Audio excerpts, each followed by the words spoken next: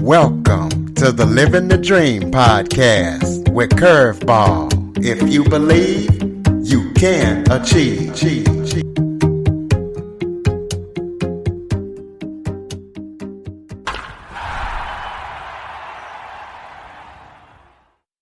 Welcome to the Living the Dream with Curveball podcast, a show where I interview guests that teach, motivate, and inspire. Today, we're going to be talking to author and businesswoman Oksana Kukurudza. Oksana's parents spent time in the Nazi slave camps in World War II, and she was in displaced camps in Europe until she finally got here to become a successful businesswoman. So we're going to be talking to her about her experiences in the camps and her parents' experiences in the Nazi slave camps and everything that she's up to now. So, Oksana, thank you so much for joining us today.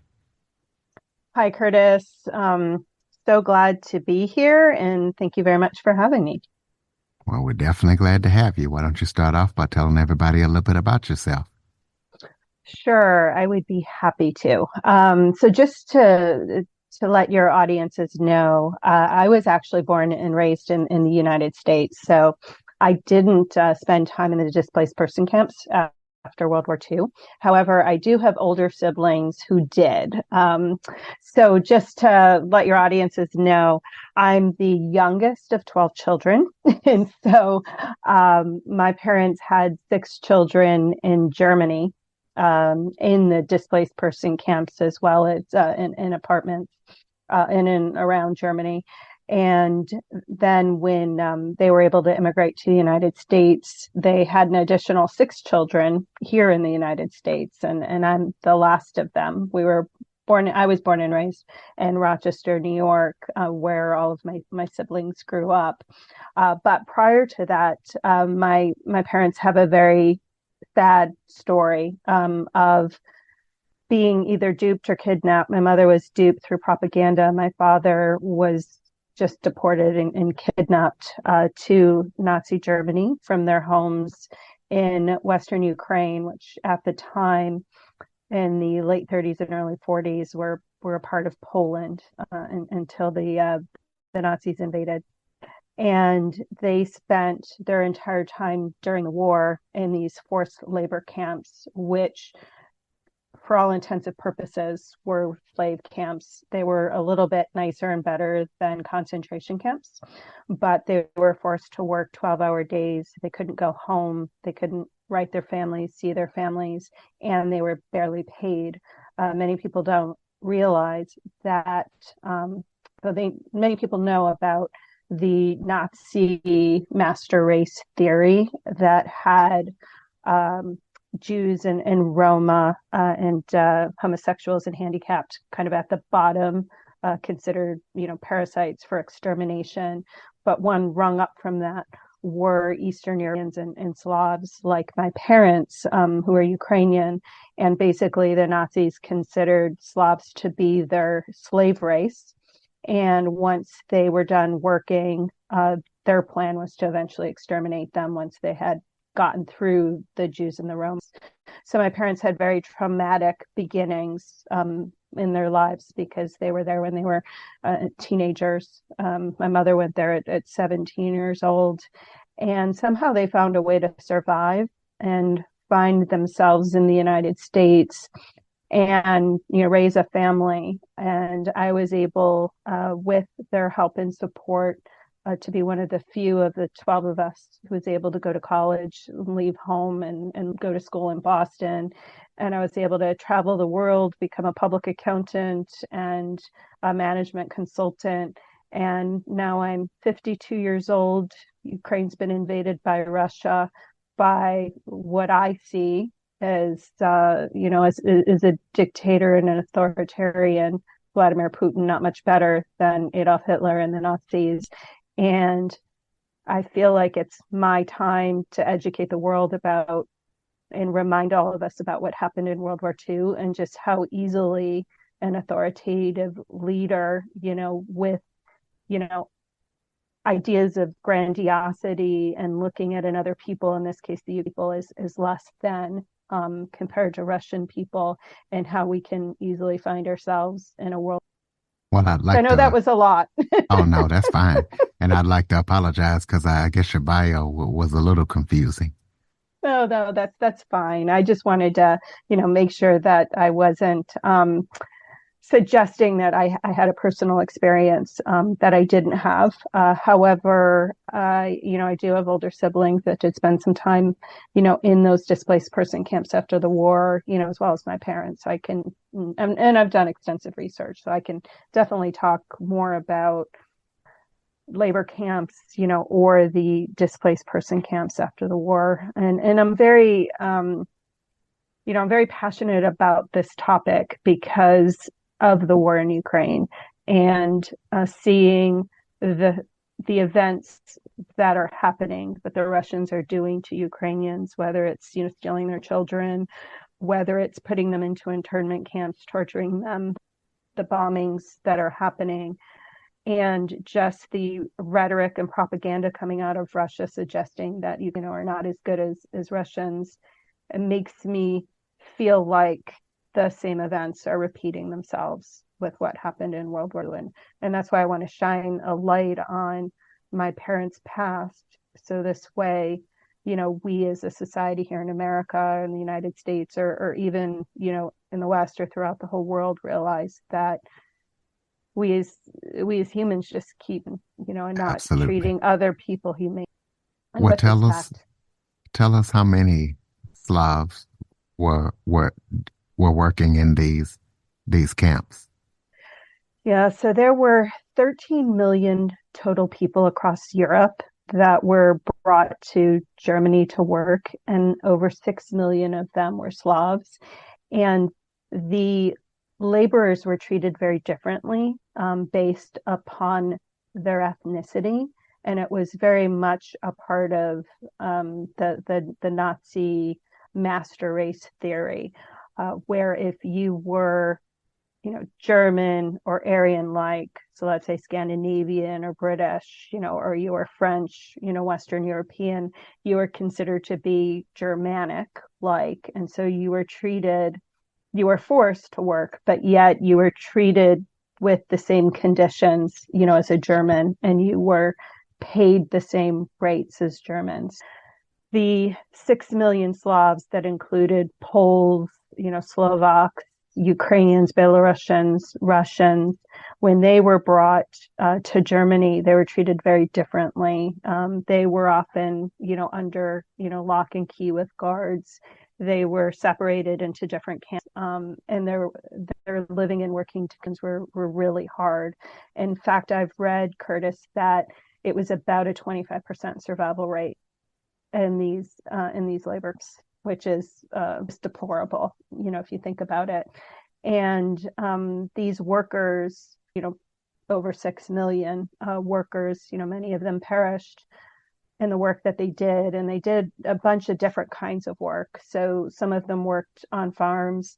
Many of them worked in factories, which had some of the worst conditions imaginable. And many of them, worked nearby concentration camp and would see them. My mother worked in a bomb factory towards the end of the war, and she told me the story about how there were Jewish workers, women, and she said children, maybe they were teenagers, I'm not sure, working under the factory, in the basement of the factory, and how on Sundays she would see them digging graves.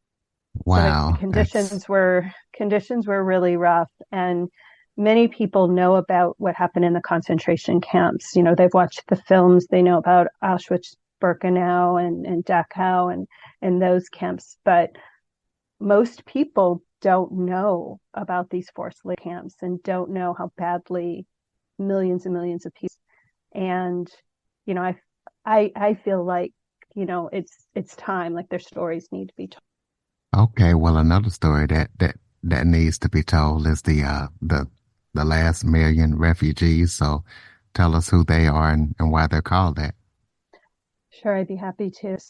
So before the war ended, and I believe it was at the Potsdam Con, Stalin, it was Stalin, it was Truman on the US side, I think Roosevelt and Churchill sat down and they took a map of Nazi occupied Europe.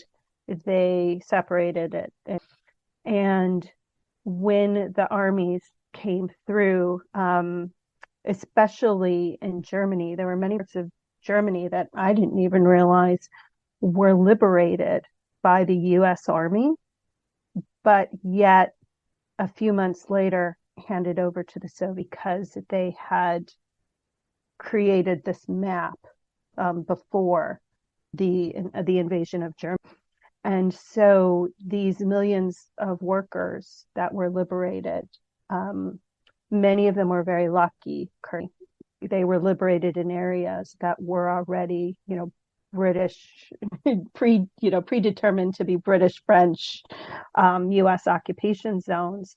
But others of them were not so lucky, and they were either liberated by the Red Army or they were liberated by the U.S. Army, but then later handed over to the Soviets.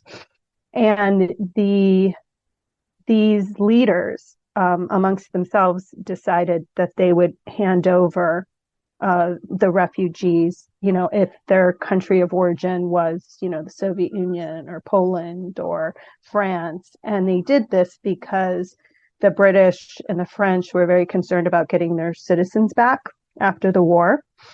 And so many people ended up going back to their countries of origin by choice. I already said that there were, over 6 million Slavic people, in Germany at the end of the war. And many of them did choose to go back to the Soviet Union or to Poland and other countries. However, many of them didn't want to go home. And what ended up happening is they were either forced to go home by the British and the US or the French, or the Soviets started even kidnapping them. So the Red Army would come into these displaced person camps where it had kind of put the people, to give them some place to stay and give them food. And they were administrated by the United Nations, and Soviets would come in and, brutally interrogate people that they believed were their citizens and force them to go back to the Soviet Union. And Curtis, you may ask, well, why were people so afraid to go home? They were afraid to go home because the Soviets and communists hated the Nazis so much. They believed any of their citizens that were in Germany during the war were complicit and somehow collaborated. They didn't see them as being kidnapped and being victims. They believed they were collaborators. And so it made so many of these refugees after the war, these former forced laborers or concentration camp laborers, so afraid to go back to the Soviet Union because oftentimes if they did go back and they were deemed, thought to be a collaborator, they were either killed by the Red Army or they were put in labor camps and gulags in the Soviet Union for years and years and not let out oftentimes until Stalin died in the 50s. And so between the kidnappings and the voluntary, voluntarily going home, you ended up having these 1 million citizens or 1 million refugees who just refused to go home. They found their way in British and US occupation zones that were more sympathetic to their plight and their anti-communism and not wanting to go home, and let them stay. And my parents were West Ukrainians. They were Ukrainian nationalists. They had lived under Poland. They had only lived under the USSR for a year during the war. And they were very anti-communist, and they didn't want to go back home because their home now was under the Soviets. And so they weren't together at the time, Curtis. They were in separate camps, but both of them appealed for refugee status with the U.S. Army, and so they were two of 1 million people that are called the last million because many of them spent years finding a country would take them as because they didn't feel like it was. And it's a sad story. I mean, my parents, um, they were in Germany for years until they were finally, they finally found a place in these. They moved here in next, but yet they were liberated in 1945.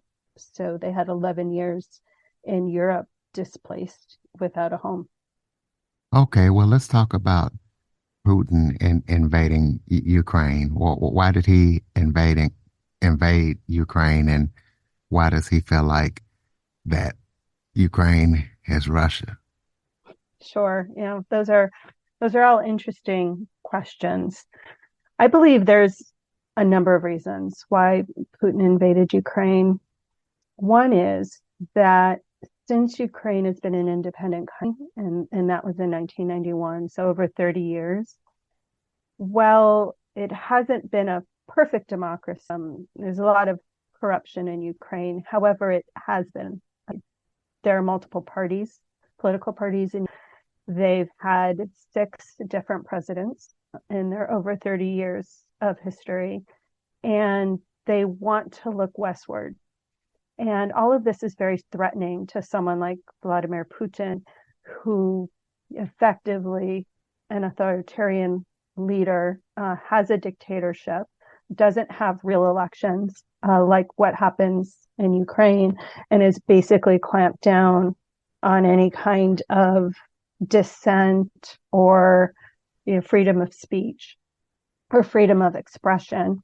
And I think for Vladimir Putin, one, seeing a neighbor so close to him that has those freedoms, I believe he fears that Russians are going to look to Ukraine and want the same eventually, if not already wanting the same. And then secondly, a dictator always needs a foreign enemy to be able to retain their power and to work up the masses. So I believe another reason why he invaded Ukraine was because he had to keep a foreign enemy to keep his own people in line. Putin also sees Ukraine as Russia because back over 1,000 years ago, there was once this great empire called Kiev Rus, and Vladimir Putin is very big on empires. I think he almost sees himself as an emperor himself. And he likes to fantasize that Russia himself, the czars, all come from the original Grand Prince of Kiev and Kiev Rus.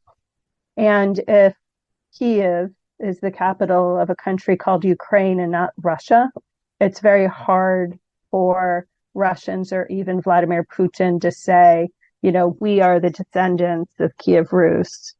We own the legacy of the history of Kiev Rus. And I believe that's the real reason that Vladimir Putin says that Ukraine is Russia.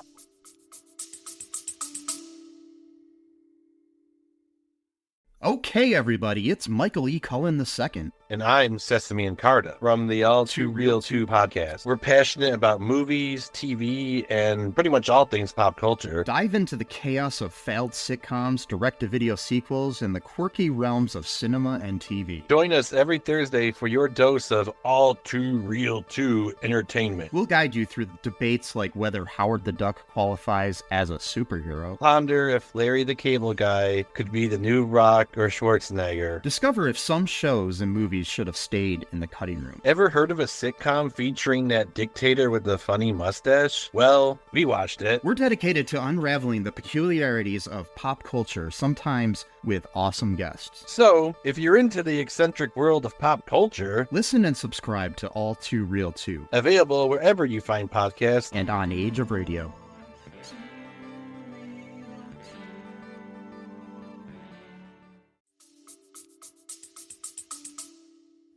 Okay, well, explain to the listeners what it was like growing up with family on the other side of the Iron Curtain, and what was it like when you finally got to meet them?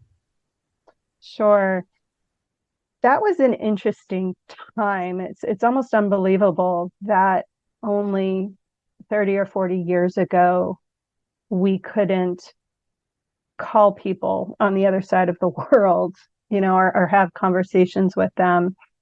And so for my parents, the only way that they could communicate with their families behind the Iron Curtain in the Soviet Union.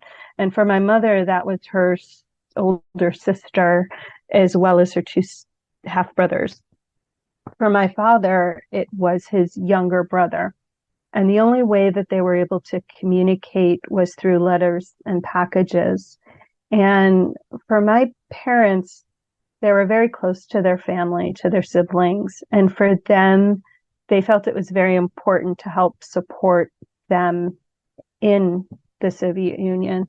And so about 2 times a year, even though my parents were very poor and struggling because they were immigrants themselves, they always found a way to pull packages together to send to their family in the Iron Curtain. And one of the best black market items was Levi jeans back then. So they would often pull together these packages of Levi jeans to send over to their families. And for the rest of us, it was very strange because we had never met these people. The only things we knew about them were the letters that my parents would share with us and read to us. So they were almost, they were ghosts and strangers to us. And then on the other hand, we were, also struggling ourselves and without things. And yet we were seeing these family members that were often given, nicer jeans, nicer clothes than we even had. So there's a lot of, jealousy, I would say, and some resentment with family that we had never met.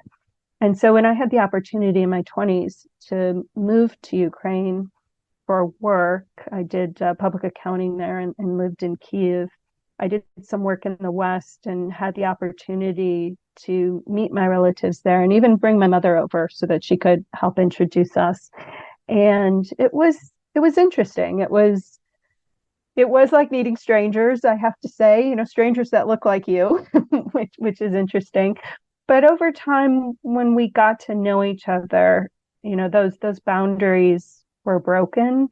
And I even have a cousin who moved to New Jersey 10 years ago, and he and I have become very close, and I've become close to his family. So I would say, it was kind of rough in the beginning, but my parents were able to reunite with their families, which were great, after the end of the Iron Curtain. And, I've been able to maintain a close relationship with my mother's side of the family, at least. Well, that's a good thing to hear.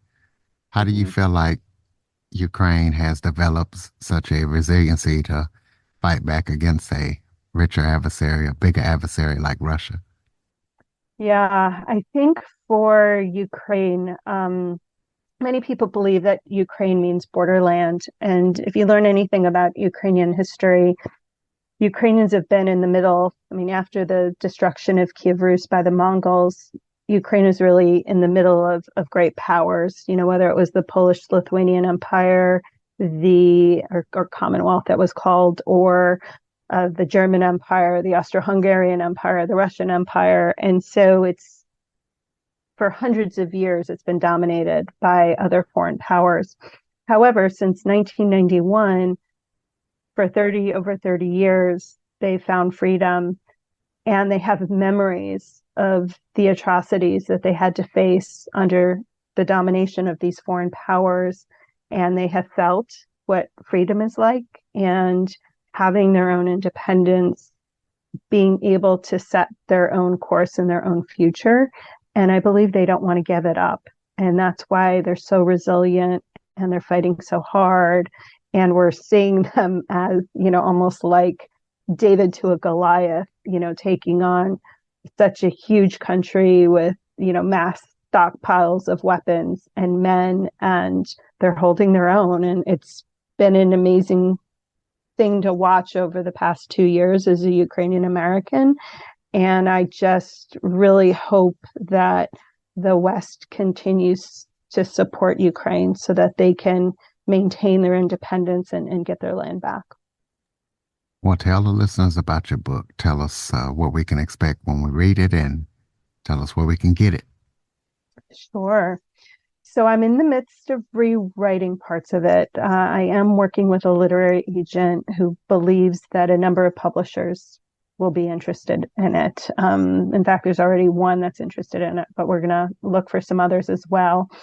The book title is Sunflowers Bend, but Rarely Break, and it's based very much on the resiliency of the Ukrainian people as well as my parents. Sunflowers bend as they reach for the light, but they never break. And that's how I see my parents, being survivors, right? And then, thriving here in the United States and raising a beautiful, large family.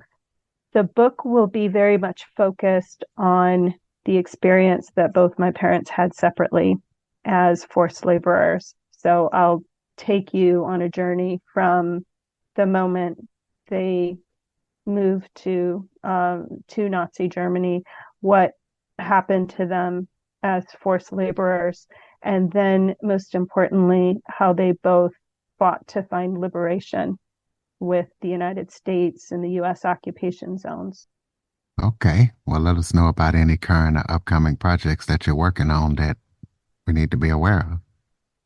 Sure. So in the meantime, while I'm rewriting my book, I've been doing quite a bit of writing about history, current events, culture of Ukraine on it's a blogging site called Medium, and Curtis, I'll send you the details that you can give to your readers to find me there.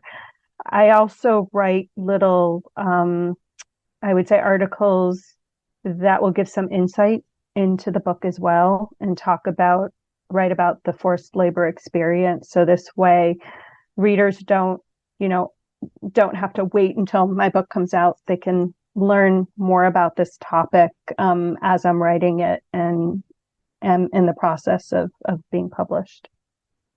Okay, well, so we all can keep up with everything that you're up to and the important message that you're shedding light on. Go ahead and throw out your contact information. Absolutely. I mean, listeners can find me on Instagram, on Facebook, on LinkedIn. My name is quite unique. So I think on Instagram, I'm Okukurudza, Okukurudza 2.